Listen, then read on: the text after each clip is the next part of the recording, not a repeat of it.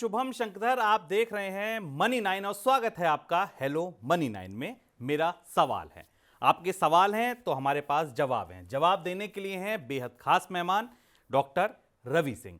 आज हमारे साथ चर्चा में जुड़ेंगे। सर, बेहद खास दिन पर बाजार खुला है, शनिवार के दिन, आपका बहुत स्वागत है। जी धन्यवाद मुझे शुभम जी। और सबसे बड़ी बात है, मैं तो मनी 9 की टीम को धन्यवाद ज्यादा करूंगा क्योंकि आज हमारे ऐसा लग रहा है कि क्लाइंटों की शायद सुनवाई ना हो, लेकिन आपने सुनवाई कर ली और अर्जेंट बेसिस पे ये प्रोग्राम किया, तो मैं समझ सकता हूं। और हमारी टीम भी जितनी परेशानी के साथ आज ये प्रोग्राम कर रही है, उतनी ही परेशानी के साथ आज ट्रेडिंग भी चल रही है। लेकिन फिलहाल मुझे ऐसा लगता है कि सबसे पहले मेरी अपील यही होगी कि ज्यादा से ज्यादा लोग ये आज लिंक जरूर शेयर करें, क्योंकि आज के दिन आपको शायद सपोर्ट नहीं मिल रहा हो, मार्केट में अच्छा मोमेंटम है और इस मोमेंटम को कैच करने के लिए जरूरी है कि आप अपने दोस्तों को सपोर्ट दें और इस लिंक को जल्दी से जल्दी शेयर करें, जिससे ज्यादा से ज्यादा लोग लाइव हो सके। बिल्कुल, तो अगले 1 घंटे तक आपके जो भी सवाल हैं, आपके मिलने वालों के सवाल हैं। शनिवार का दिन है, बाजार में बहुत ज़्यादा सपोर्ट आपको नहीं मिल रहा होगा। दिशा कैसे पकड़ें, स्टॉक कैसे चुनें, स्टॉक अगर है तो इस बाजार के मोमेंटम में उसमें निकलें, बने रहें, नया खरीदें, ऐसा कोई भी सवाल है तो आप सवाल लेकर तत्काल आइए। डॉक्टर रवि सिंह हमारे साथ हैं, हम आपके सवालों के जवाब देंगे। यूट्यूब पर यह प्रोग्राम लाइव चल रहा है, आप अपने सवाल हमको तत्काल यूट्यूब पर भेजिए, हम यूट्यूब से आपके सवालों को उठाएंगे और आगे बढ़ाएंगे। रवि सर से आपके सवालों के जवाब पूछेंगे। और इसके अलावा अगर दूसरे माध्यम से आप सवाल भेजना चाहते हैं तो आपके सामने नंबर है 9311121874। इस पर आप अपना सवाल हमको भेजिए। money9query@tv9.com, इस पर आप अपना सवाल मेल भी कर सकते हैं। इसके अलावा ट्विटर, फेसबुक, यूट्यूब कमेंट के जरिए आप अपने सवाल भेजिए। तमाम माध्यम है, कहीं से भी सवाल भेजिए, सवाल लिया जाएगा, पूछा जाएगा। सर, सवाल लें, शुरू करें, लेकिन उससे पहले मैं बाजार पर आपकी प्रतिक्रिया जानना चाहूंगा। बाजार आज शनिवार का दिन है तो बाजार भी वैसा ही ट्रेड कर रहा है। स्टॉक्स में मोमेंटम है, स्टॉक्स पे हम बाद में आएंगे, लेकिन पहले इंडेक्स की बात करें। बेहद सीमित दायरे में बाजार कारोबार कर रहा है। निफ्टी 24 अंक ऊपर है, 26 अंक ऊपर है, सेंसेक्स में भी 50 अंकों की तेजी है। हालांकि बाजार हरे निशान में है, लेकिन ये सीमित दायरे में काम करता हुआ बाजार, कौन से लेवल इंपॉर्टेंट हैं आपके हिसाब से आज? बिल्कुल, यहाँ पर देखिए शुभम जी, सबसे पहले तो निफ्टी की बात करता हूँ। निफ्टी इस समय चल रहा है 21,646, यानी 21,646 के पास। और इमीडिएट सपोर्ट जो है वो है 21,600 का, 600 और 580 का। तो यानी कि इसके नीचे मार्केट के सस्टेन होने के चांसेस कम है आज के दिन। अब ऊपरी लेवल पर देखते हैं तो एक जो रेजिस्टेंस यहाँ पर दिखाई दे रहा है, जहां पर थोड़ी रुकावट दिख सकती, वो है 21,720 और 21,800 के लेवल। लेकिन बुलिश स्पाइसनेस थोड़ी सी डिप पे आपको बार बार देखने को मिलेगी। और आज ऑप्शन बायर के लिए शायद दूर के आउट ऑफ द मनी को सेल करके प्रॉफिट यहां पर थोड़ा बनाया जा सकता है, क्योंकि आने वाले 3 दिन तक थोड़ी छुट्टियां होंगी। लेकिन आउट ऑफ द मनी वाला जो काम करें वो सिर्फ आज इंट्राडे के लिए करें, मंडे ट्यूसडे के लिए कैरी ना करें, क्योंकि मंडे को मार्केट बंद है। बैंक निफ्टी के लेवल्स को एक बार देख लेते हैं। बैंक निफ्टी के इस समय लेवल चल रहे हैं 46,000 के पास, और नीचे में आते हैं तो 45,700 के पास आता है, तो बिल्कुल बाय करके जाइए। और अगर आपको ये लेवल्स 46,400 के पास आते हैं तो प्रॉफिट बुक करके जाइए। थोड़ा सा बुलिश बायसनेस यहां पर रहेगी, इन लेवल से गिरावट आने के चांसेस कम है। लेकिन ट्यूसडे को मार्केट काफी अनसर्टेन होता है, तो कोशिश करें कि आज इंट्राडे के हिसाब से ही ट्रेड लें। और स्टॉक की जो शुभम जी ने बात करी, उसमें आप जरूर लॉन्ग टर्म स्टॉक्स की खरीदारी का मौका आपको मिलेगा।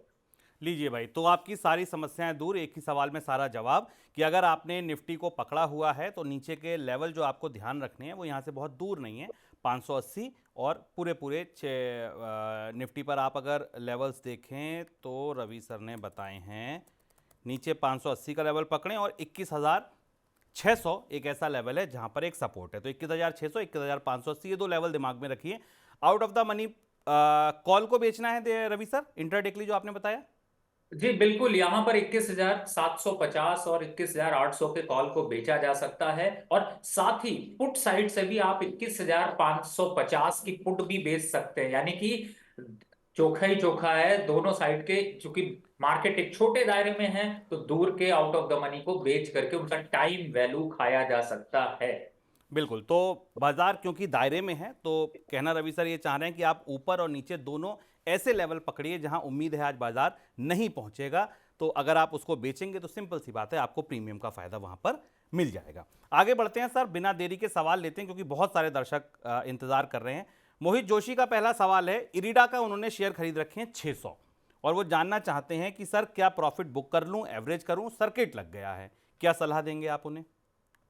अरे भैया, दौड़ तो अभी चालू हुई है और इस प्रोग्राम को अगर आप फॉलो कर रहे हैं तो ये स्टॉक तो 120 के ऊपर हमने बाय की रिकमेंडेशन आपके इसी प्रोग्राम में दी है। तो जल्दी किस बात की, अब 160 का लेवल आने दीजिए, मनी लाइन के को फॉलो करते रहिए और रेगुलर अपडेट लेते रहिए। फिलहाल आपको करना है इंतजार, और जब भी बाइंग फ्रीज हो तो कभी स्टॉक सेल नहीं करते, दूसरे दिन भी 3 से 4% बढ़ेगा, तो यहां पर एग्जिट होने की जरूरत नहीं है, होल्ड करिए। होल्ड करिए, आराम से बैठे रहिए। अगर आप इस मुनाफे में हैं तो इस मुनाफे को अभी कूटने का समय नहीं है, वसूल करने का समय नहीं है। 160 के लेवल पर नजर बना के रखिए, अपर सर्किट लगाए तो आगे भी तेजी दिखेगी, ये कहना है रवि जी का। सर सुशील आनंद जी कह रहे हैं कि गुजरात पीपावाट के उन्होंने 157 शेयर ले रखे हैं, 50 शेयर ले रखे हैं 157 के भाव पर, क्या करना चाहिए? देखिए, इस समय तो जिस हिसाब से स्टॉक का मोमेंटम है, तो मुझे ऐसा लगता है कि ये स्टॉक, चलिए अब आपके शुभम जी, जो भी लोग इसको फॉलो कर रहे हैं उनके लिए एक फ्रेश नई कॉल यहां पर देता हूं कि आप करंट लेवल 165 चल रहा है, 165 से 160 की 260 के बीच में बाय करके रखिए। ये बहुत जल्द आपको 185 का लेवल दिखाएगा। स्टॉप लॉस रखिए यहां पर 152 का। तो करंट है, होल्ड कर बाय कर सकते हैं करंट लेवल पे, जिन्होंने बाय कर रखा है वो होल्ड कर सकते हैं। और टारगेट आपका 170 से 182, ये बीच के लेवल आपको बहुत जल्द मिलने वाले हैं। तो फ्रेश बाय कॉल यहां पर जनरेट हो रहा है। सर 170 172 के हिसाब से तो रिस्क रिवार्ड रेशियो अच्छा नहीं बन रहा है, क्योंकि 152 का स्टॉप लॉस दूर है। तो नई खरीदारी से बचें या उनके लिए कोई छोटा स्टॉप लॉस भी देंगे? नहीं नहीं नहीं नहीं, मैं शुभम जी, जो ये आपको 172 170 बता रहा हूं, ये इंट्राडे के हिसाब से, यानी कि क्लोजिंग सेशन तक मिल सकता है। लॉन्ग टर्म टारगेट मैंने आपको पहला टारगेट 185 बताया है। और 185। अगर और अगर लंबा देखते हैं तो आप 200 रुपए के लिए भी दौड़ लगा सकते हैं। तो रेशियो हो गया ना अच्छा। बिल्कुल बिल्कुल, तब रेशियो अच्छा हो गया भाई। अगर 200 रुपए तक मिल सकता है, 180 तक मिल सकता है, तो 152 का स्टॉप लॉस बिल्कुल आप लगा सकते हैं। मेरी यहाँ पर आप लोगों से ये भी एक अनुरोध रहेगा कि आप टारगेट तो ध्यान से सुना करिए, क्योंकि वो अच्छी चीज़ होती है, लेकिन स्टॉप लॉस को भी ध्यान से सुना करिए। और रिस्क रिवॉर्ड रेशियो अच्छा है तो बिल्कुल सौदा उठाया करिए, और तभी आपको मुनाफा अच्छा मिलेगा। लेकिन अगर मुनाफा नहीं है, दिशा उल्टी है, बाजार में कोई ऐसा मूवमेंट आता है जिसमें आपको स्टॉप लॉस भी मिलता है, तो उसका भी पूरा सम्मान कीजिए, क्योंकि स्टॉप लॉस के बिना भी ट्रेड उठाना बिल्कुल वैसा ही है कि आप घर जा रहे हो, घर में ताला नहीं लगाया है। आगे बढ़ते हैं। सर मयंक कुमार खंडेलवाल सवाल पूछ रहे हैं, शिपिंग कॉरपोरेशन ऑफ इंडिया में क्या फ्रेश एंट्री ली जा सकती है सर? देखिए, इस समय शिपिंग कॉर्पोरेशन अगर देखता हूं तो मुझे थोड़ा सा यहाँ पर जो है वो थका हुआ सा स्टॉक लग रहा है। यानी कि लग रहा है कि अभी मेरे ख्याल से शायद आपको शिपिंग और पोर्ट के स्टॉक से यहाँ पर थोड़ा रुकना चाहिए, थोड़ा समय दीजिए। मुझे लगता है कि अगर इन लेवल्स पर यहाँ पर अगर आप बाय कर लेंगे तो बहुत ज्यादा खास बेनिफिट नहीं हो पाएगा। तो थोड़ा सा करेक्शन का वेट कर ले। अब करेक्शन कितना करना है, 2-3% का अगर करेक्शन आ जाए तो बहुत अच्छा है। लेकिन हाँ, लॉन्ग टर्म वालों को यहाँ पर अभी होल्ड रखना है। 5% अपसाइड का मोमेंटम यहाँ से भी और देखने को मिलेगा, लेकिन फ्रेश बाय के लिए थोड़ा सा रुकिए। सर क्या इस रुकने के पीछे जो आप सलाह दे रहे हैं, उसके पीछे क्या एक बड़ी वजह रेड सी में जो क्राइसिस है, जो तनाव चल रहा है, वो पनामा नहर की जो खबर है कि सूख गई है, वो क्या यही सब रीजन है? बिल्कुल, देखिए शुभम जी, हम तो कोशिश करते हैं कि बहुत छोटी सी चीजें दें, लेकिन आप लोग की जो क्वालिटी है वो यही है कि आप लोग उसको तुरंत डिकोड कर देते हैं। बिल्कुल जी, इस समय जो फंडामेंटल अभी फैक्टर यहाँ पर जनरेट हो रहे हैं वो थोड़ा सा रिस्क पैदा कर रहे हैं, और मैं रिस्क अपने दोस्तों को नहीं देना चाहता, इसीलिए थोड़ा सा वेट करने की पॉलिसी। तो बिल्कुल आपको कोई ज़रूरत नहीं है ऐसे स्टॉक में घुसने की। बाजार में और तमाम कंपनियां हैं, इन तमाम कंपनियों में आपको निश्चित तौर पर मुनाफे मिल सकते हैं, तो फिर ऐसी जगह क्यों जाना जहां पर कोई दिक्कत हो। सर सवाल आगे बढ़ाते हैं, लेकिन उससे पहले आज कुछ ऐसे स्टॉक हैं जो 52 वीक हाई पर चल रहे हैं, जैसे टेक महिंद्रा, भारती एयरटेल, एल&टी, सन फार्मा, इन्फोसिस। ये वो कंपनियां हैं आज जो अपने 52 वीक हाई पर अपने उच्चतम स्तर पर कारोबार कर रही हैं। बाजार में मोमेंटम में जो ब्रेक लगा, 2 दिन की हमने तेज गिरावट देखी, उसके बाद हल्की वापसी भी देखी। ये जो 52 वीक हाई पर स्टॉक्स हैं सर, इनमें क्या सलाह आपकी रहेगी? इनमें अभी इनसे बचें, रुकें, जिन्होंने होल्ड कर रखा है वो और नई बाइंग करें, या जिन्होंने होल्ड कर रखा है वो मुनाफा वसूली कर लें?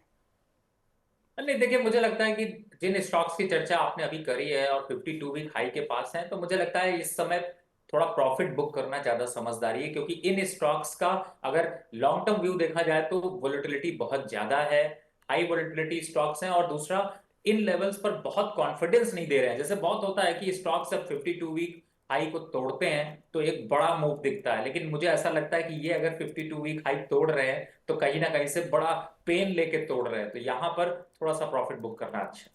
एक और खबर सर आज ये आई, आज रियल एस्टेट सेक्टर को खास तौर पर सीएलएसए की तरफ से डाउनग्रेड किया गया। डाउनग्रेड किया गया डीएलएफ को, डाउनग्रेड किया गया शोभा को, डाउनग्रेड किया गया प्रेस्टीज एंटरप्राइजेस को, डाउनग्रेड किया गया सेल की मेंटेन की है जो अपनी उनकी सलाह थी गोदरेज प्रॉपर्टीज पर, मेंटेन सेल की गई ओबराय रियल्टी पर। रियल एस्टेट पर बुलिश क्यों नहीं है ब्रोकर? सीएलएसए जैसे ब्रोकर रियल एस्टेट से निकलने की, उसको सेल की सलाह क्यों दे रहे हैं? देखिए, यहां पर इस समय अगर देखा जाए तो देखिए मार्केट जो है जिस हिसाब से वोलेटाइल है और जिस हिसाब से इसमें एक अग्रेसिव ग्रोथ देखने को मिली है, कुछ कंपनियों को देखें। जैसे आपने डीएलएफ की बात की, अगर मैं डीएलएफ का सिंपल कंपैरिजन अगर करूं तो हाल फिलहाल में डीएलएफ जो रैली स्टार्ट हुई है वो स्टार्ट हुई है 550 रुपए से, पहुंच चुका है 800 रुपए। तो जो कैपेसिटी थी वो अपसाइड के मोमेंटम यहां पर खत्म कर चुकी है और थोड़ा सा प्रॉफिट बुकिंग इनमें देखने को मिल सकती। तो जो स्टॉक जैसे डीएलएफ है, गोदरेज प्रॉपर्टीज 2500 के आसपास आके ही थकता हुआ सा नजर आएगा इन लेवल्स पर। और साथ ही अगर यहां पर और अगर देखते हैं जैसे ब्रिगेड है 980 रुपए के आसपास आके यहां पर थकता हुआ सा थोड़ा नजर आ सकता है। और इस तरीके के स्टॉक्स को थोड़ा प्रॉफिट बुक करना ज्यादा समझदारी है। अब आते हैं कि इनके ट्रेंड पे बहुत ज्यादा लॉन्ग टर्म बुलिश क्यों नहीं है लोग। देखिए लॉन्ग टर्म बुलिश इसलिए नहीं क्योंकि जिस जगह पे या जिस इंटरफेस पे या जिस स्टेट पे ये कंपनीज अभी डील कर रही हैं वहां के लगभग प्रोजेक्ट जो हैं वो ओवर वैल्यूड हो चुके हैं। और उनके हिसाब से अगर देखें तो वैल्यूएशन कंसर्न अब खड़े होते हुए नजर आए, क्योंकि रीसेंट डेज में हमने रियल एस्टेट में 20% से 30% की रैली देखी है, जबकि इतनी रैली ओवर वैल्यूड की तरफ चली जाती है। तो थोड़ा सा यहां पर वो रिस्क जनरेट होता हुआ सा नजर आ रहा है, लेकिन घबराने की चिंता नहीं है, इमीडिएट गिरावट नहीं आएगी। हाँ, आप यहां से इंफ्रास्ट्रक्चर की तरफ मूव करना शुरू कर सकते हैं और इंफ्रास्ट्रक्चर उन पे लगाइए जो गवर्नमेंट के इंफ्रास्ट्रक्चर फंड हैं, गवर्नमेंट के प्रोग्राम्स हैं, उन पे आपको कंपनियों पे यहां पर ज्यादा वैल्यूएशंस मिलते हुए नजर आएंगे। जी बिल्कुल, डीएलएफ का आपने जिक्र किया, डीएलएफ पे वाह क्या शानदार चार्ट बन रहा है। आप देखिए रियलिटी इंडेक्स का चार्ट देखिए, डीएलएफ का चार्ट देखिए, 519 का वो लेवल था जो रेजिस्टेंस फेस की थी स्टॉक ने, लेकिन उसके बाद जब एक बार सपोर्ट बनाया वहां से रैली रुकी नहीं। सर क्या यही वजह है कि ये शानदार चार्ट्स रियलिटी के दिख रहे हैं, डीएलएफ के दिख रहे हैं, कि ब्रोकर्स भी अब ये कह रहे हैं कि भाई बेच लो, मुनाफा वसूल कर लो? क्या इलेक्शन, बजट इस बार नहीं है लेकिन वोटर अकाउंट है, उससे पहले एक बार निकलने की सलाह है कि ठीक है अच्छे खासे मुनाफे पे बैठे हैं, 519 पे कोई चीज़ पकड़ी है आपने और 700, साढ़े 773 और 800 के लेवल अगर आपको मिल रहे हैं, ठीक ठाक मुनाफा आप कूट चुके हैं बहुत कम समय में, अक्टूबर से लेकर अब तक की रैली में, तो एक बार निकलना ही समझदारी है। देखिए शुभम जी, इस समय में अगर निकलना क्यों जरूरी है, सबसे पहले ये बड़ा सवाल आता है, क्या रियल एस्टेट आगे आने वाले बजट के बाद या इसमें परफॉर्म नहीं करेगा, या फिर इस समय मार्केट की कंडीशन को देखते हुए उसके कंपैरिजन में दूसरे स्टॉक्स, दूसरा सेक्टर ज्यादा परफॉर्म कर सकता है। तो कहीं ना कहीं से रियल एस्टेट में एक जो रिस्क पैदा होता है, जैसे कि आप देखते हैं कि जब भी बजट का टाइम होता है या बजट के बाद जनरली रियल एस्टेट में एक सेंटिमेंटल गिरावट ही देखने को मिलती है, अपसाइड के मोमेंटम कम देखने को मिलते हैं। अब आते हैं कि यहां पर चूंकि अच्छा खासा मोमेंटम मिल चुका है, 20 से 25% की रैली आपको मिल चुकी है, तो पार्शियल प्रॉफिट बुक करना, और देखिए वोलेटिलिटी के साथ मार्केट के ट्रेंड ही आपका फ्रेंड है, और ट्रेंड में जब कोई चीज ओवरबॉट हो जाए तो थोड़ा सा बाहर निकलने में ही ज्यादा समझदारी है। हाँ, पूरा अगर आप नहीं निकालना चाहते हैं तो जो कैपिटल आपने इन्फ्यूज किया था, सपोज करिए 510 पे मैंने एक शेयर डीएलएफ का लिया था, 500 रुपए लगाए थे, तो उस 500 रुपए को आप बाहर निकाल लीजिए, बाकी जो स्टॉक बचे हुए उनको चलने दीजिए। यानी कि आपको अपना बेसिक मनी जो इन्वेस्टमेंट मनी है उसको थोड़ा सा प्रॉफिट बुकिंग की तरफ जाना चाहिए। और मैं ये नहीं कह रहा कि आज ही कर लीजिए, आने वाले एक हफ्ते में आप धीरे धीरे करके बुक कर सकते हैं। बिल्कुल, तो ये सलाह ठीक है कि अगर आपने 100 शेयर खरीदे थे तो थोड़े बेच के अपनी कैपिटल सेव कीजिए और बाकी बचे को मुनाफे पे राइड कीजिए, जहां जहां आपको मौके मिलते जाएं, अच्छे अच्छे हाई मिलते जाएं, जिस जिस दिन आप तेजी देखें उस दिन निकलते रहिए, मुनाफे की भी एवरेजिंग हो जाएगी, बढ़िया मुनाफा आपको मिल जाएगा। सर एक सवाल आया है ग्रेनुअल्स पर, ग्रेनुअल्स 430 रुपये 26 पैसे पर 110 शेयर लिए हैं, 6 महीने का नजरिया भी बता रहे हैं। नाम तो आपने नहीं लिखा, आपसे दरख्वास्त ये भी आप लोग अपना नाम लिखा करिए, क्योंकि आपने अब जैसे फैशन नाम से ही अपना अकाउंट बना रखा है तो मुझे आपका नाम पता नहीं चलता है। तो क्या आपकी सलाह होगी सर ग्रेनुअल्स को लेकर? देखिए, फार्मा सेक्टर को यहाँ पर चूंकि मार्क इस समय अभी ओवरऑल ग्रोथ के हिसाब से देखा जाए तो आपको ल्यूपिन, सन फार्मा और डॉक्टर रेड्डी ये सब बहुत अग्रेसिव तरीके से बढ़ चुके हैं। ग्रैनुअल थोड़ा सा यहाँ पर जो है वो एक स्टेबल ग्रोथ दिखा रहा है, तो मुझे लगता है इसको कंटिन्यू करना चाहिए। 400 के नीचे इसकी फिगर जाती हुई नजर नहीं आएंगी, डिप पे भी बाइंग का मौका मिलेगा, लेकिन हाँ, आने वाले 6 महीने में ये 480 तक जा सकता है, तो मुझे लगता है बिल्कुल कंटिन्यू रखिए। 400 आपके लिए सपोर्ट का लेवल रवि सर ने बता दिया। बाजार में अगर कोई अफरा तफरी मचती है या कोई गिरावट आती है तो 400 आप ये मान के चलिए कि वो लेवल है जहां से आप इसको एग्जिट कर सकते हैं। 400 से 2-1 रुपए नीचे आए, होल्ड करे, क्लोजिंग आ जाए तो आप निकल जाइएगा, लेकिन हाँ आगे 480 रुपए तक के लेवल आप इसमें रख सकते हैं। 6 महीने का नजरिया है आपको, तो रोज देखने की जरूरत नहीं है, 2-4 हफ्ते 5 हफ्ते में इसका भाव देखिए। हाँ, स्टॉप लॉस अपने ब्रोकर को जरूर कहिए कि भैया अगर ये 400 से नीचे आए तो मुझे अलर्ट जरूर कर दें। मनी 9 में दोबारा आइए, हेलो मनी 9 में सवाल पूछिए, अगर रवि सर कहते हैं हाँ निकल जाइए तो निकल जाइएगा, और 480 का टारगेट आप रख सकते हैं। सर एक सवाल आया है LIC पर, सर का ये कहना है JM सिंह जी का कि LIC का स्टॉक का क्या करूं, IPO में लिया था। देखिए इन्होंने बहुत बुरे दिन सर LIC के जो थे वो देख लिए हैं।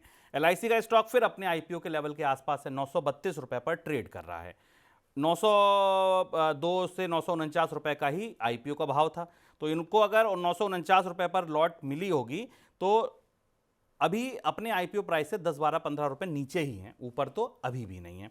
लेकिन बहुत खराब दिन 530 वाले दिन ये देख आए हैं, धैर्य करे बैठे हैं। अब उनको वाकई ये लग रहा होगा, उनकी जगह मैं होता तो मुझे भी ये लग रहा होता कि भैया ये लेवल पता नहीं दोबारा मिलेगा नहीं मिलेगा, बाजार ऑल टाइम हाई पर है, ये अभी अपने IPO प्राइस पर ही अटक रहा है, करें क्या? देखिए शुभम जी, ये थोड़ा सा डिबेट का विषय आ जाता है। और पहली बात है कि अगर आप मनी 9 के पुराने कस्टमर हैं तो मुझे लगता है कि आपने मेरी इस पे स्ट्रैटेजी जरूर जानी होगी, क्योंकि इस काउंटर पे मैंने बड़े डिटेल शो किए मनी 9 पे। और शो में ये कहा था 470 और 480 रुपए के पास, जब ये 750 रुपए चल रहा था, तो मैंने आपको एक सजेशन दिया था। सभी लोगों को जिनको याद होगा वो जरूर व्हाट्सएप इस पे आपके कमेंट करें कि मैंने कहा था कि आप इस ट्रेन को बदल लीजिए और यहाँ पर LIC हाउसिंग फाइनेंस की ट्रेन पकड़ लीजिए, वहां पर आपके डबल क्वांटिटी बाय हो जाएगी। आज LIC हाउसिंग पहुंच चुका है 600 रुपए के पास। 415 420 से अगर मैं 450 भी लेके चलता हूं तो 600 रुपए, 150 रुपए की रैली, क्वांटिटी डबल, 300 रुपए का मुनाफा, आप प्रॉफिट पे बैठे हैं। आपने सुनी नहीं, LIC पे आप बने हुए हैं। देखिए अभी भी LIC की अगर बात करूं तो जो शुभम जी कह रहे हैं वो एकदम क्लियर है कि आप यहां पर LIC से निकल जाइए। क्योंकि मैं क्यों कह रहा हूं, आपको सुख मिलेगा स्टॉक मार्केट पे रहने का, लेकिन दुख मिलेगा आपको ना रिटर्न पाने का। आपके पास LIC की पॉलिसी है तो वो भी आपके लिए बहुत फायदेमंद नहीं होने वाली। तो मुझे ऐसा लगता है कि यहां पर LIC की ट्रेन को छोड़ दीजिए। अगर आपका LIC से बहुत प्यार है, सरकार से बहुत प्यार है, तो आप LIC हाउसिंग फाइनेंस लीजिए सर। प्रॉफिट वाली कंपनी, लॉस वाली कंपनी का जमाना जा चुका। LIC जब तक अपने अपने उस तकियानुसी उससे नहीं निकलेगा तब तक वो आगे नहीं बढ़ पाएगा। क्यों मैं ऐसा कह रहा हूं, बिजनेस कंपैरिजन कर लीजिए। ICICI आपके सामने है, SDFC आपके सामने है, उनकी पॉलिसी इनसे कहीं ज्यादा बेटर है, ऑनलाइन सेल की तरफ गए, ये अभी भी फिजिकल सेल की तरफ है। तो बहुत बड़ा रीस्ट्रक्चर की जरूरत है, सरकारी कंपनी होने से नहीं चलेंगे। तो मुझे लगता है कि आप बदल लीजिए और ये सबको आप शेयर करिए, क्योंकि इस जैसे शेयर पे बहुत से लोग फंसे हैं। चलेगा बिल्कुल, थोड़ा सा बढ़ जाएगा, अभी 930-32 आ रहा है तो हो सकता है आपको 950 980 के पास आ जाए, लेकिन क्या मार्केट को आउट परफॉर्म करेगा या मार्केट को परफॉर्म करेगा, नहीं कर पाएगा, एग्जिट हो जाए।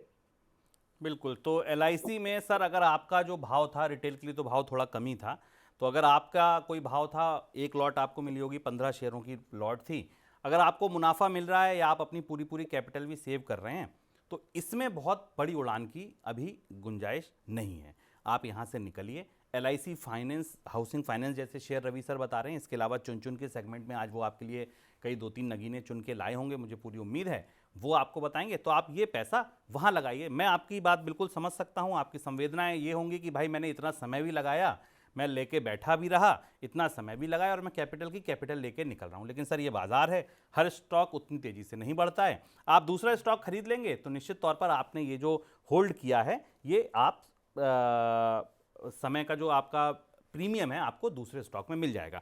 और इसीलिए मैं कहता हूं कि आप लगातार मनी 9 को फॉलो कीजिए, हेलो मनी 9 को फॉलो कीजिए, हमारे एक्सपर्ट्स को फॉलो कीजिए। उन्होंने 450 पे आपको LIC हाउसिंग फाइनेंस बताया था, आईपीओ पे आपको मिला था, थोड़ा बहुत मुनाफा था, अगर आपने आईपीओ के हिसाब से लिया था तब निकलते, अदरवाइज एक स्टॉप लॉस जरूर लगाते। अब देखिए आपने 530 जैसे दिन इस स्टॉक के देख लिए, लेकिन आप अब जब मुनाफा लेने बैठे हैं तो आप अपनी कैपिटल भी मुश्किल से निकाल पा रहे हैं। यहीं अगर आपने दूसरे स्टॉक में लगाया होता तो वो मुनाफा भी काटते और कुछ ना कुछ प्रीमियम लेकर भी अपने घर जाते। हमको भी खराब लगता है जब ऐसा कोई कॉलर हमारे पास आता है जो कहीं फंस गया होता है। अच्छे कॉलर्स हमें लगते हैं कि ठीक है बढ़िया मुनाफा कमा रहे हैं, तो आपको भी मेरी ये सलाह है कि आप तत्काल इससे अपनी कैपिटल निकालिए, कोई आपको नुकसान नहीं हुआ, इस बात का धीरज रखिए, इस पैसे को दूसरे स्टॉक में लगाइए। निहाल सिंह पूछ रहे हैं टाटा मोटर फ्रेश बाय कर सकता हूं? सर ये स्टॉक बड़े चर्चा में है, टाटा मोटर्स में लोगों का उत्साह भी बढ़ा है, सड़कों पे गाड़ियां भी बढ़ी हैं, टाटा मोटर्स ने एक रिकवरी भी की है। 820 रुपए अब इसका भाव है, 400 रुपए इसका 52 वीक का लो है। तो आप सोचिए कि 400 से 800 डबल हो गए पैसे साल भर में जिसने टाटा मोटर्स को खरीदा। स्टॉक देखिए, वाह क्या स्टॉक का चार्ट है, आप चार्ट में देखिए कहीं कोई बड़ी गिरावट नहीं है, दनादन दनादन एक लंबा कंसोलिडेशन फेज था। वो कंसोलिडेशन फेज जिसने धैर्य से बिताया उसने फिर टाटा मोटर्स की सवारी करी, और सवारी सड़क पे नहीं, ये तो लग रहा है आसमान में उड़ती हुई सवारी करी। क्या लगता है टाटा मोटर्स को अब और खरीदें या आप रुक जाएं? देखिए, हर एक चीज की बढ़ने की एक क्षमता होती है, और अब मुझे लगता है कि रिस्क रिवॉर्ड रेशियो बेहतर नहीं तो फ्रेश बाय की राय नहीं है। लेकिन आपको मैं एक और लास्ट में जब मंडे को शो कर रहा था तो एक चीज आपके साथ शुभम जी शेयर करता हूँ। विपुल जी उस दिन थे, और एक हमारे क्लाइंट थे जो कि आपके मनी 9 के प्रोग्राम को फॉलो करते थे, और उन्होंने 2000 के करीब शेयर जो है, 2 से या 3000 शेयर जो है वो खरीदे थे 450 रुपए पे।